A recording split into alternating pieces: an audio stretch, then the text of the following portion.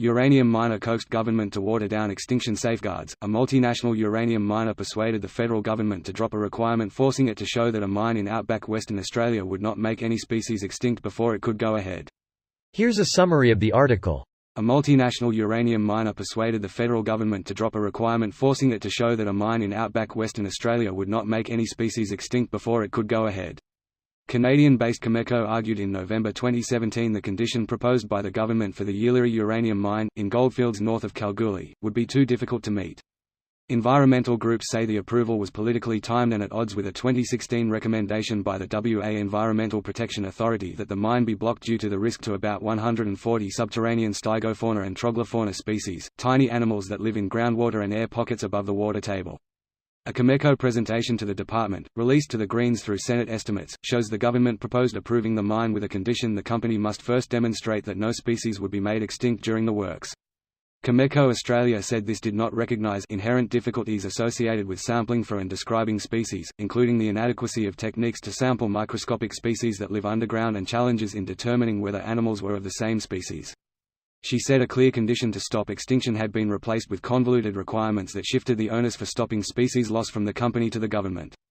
The attitude in the mining industry around subterranean fauna has been pretty poor. Whether they are tiny species or cute and cuddly species, they should all be protected. Who are we to decide?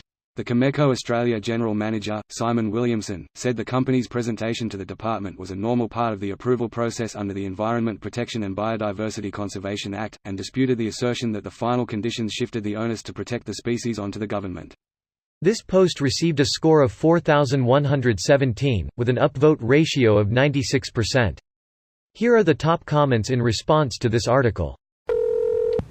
I wonder how small a donation that required? Non-executive directorships and a few education funds.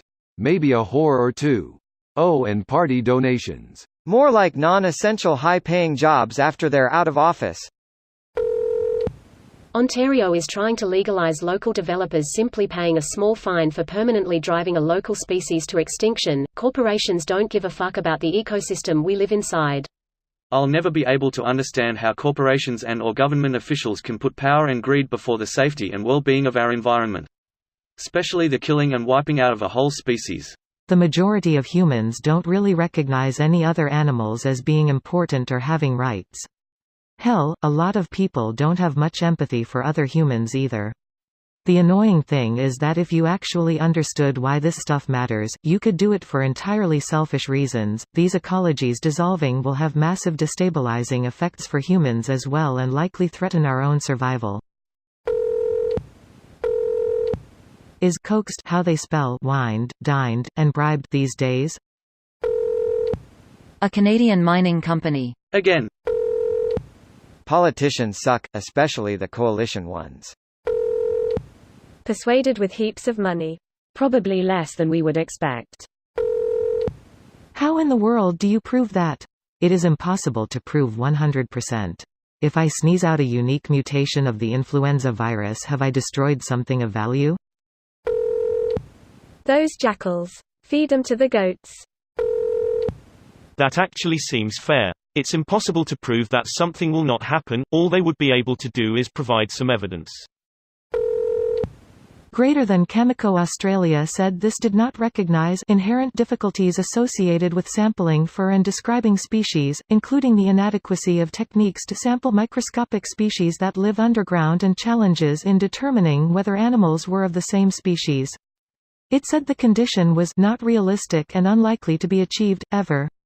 Chances are they could never actually prove any actual extent of damage. Which is important when you consider that the drilling won't actually do any more damage than any other drilling for groundwater at the spot would.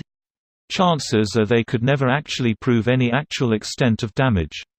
You know, we do this all the time and it doesn't require taxonomists, which I'm assuming you're introducing as a red herring. Biologists survey the flora and fauna in an area and assess risk areas. Biologists come in after and make sure that the same are at the same levels and help to make sure site restoration is done appropriately, i.e. This video was automatically created by Reddit to speech.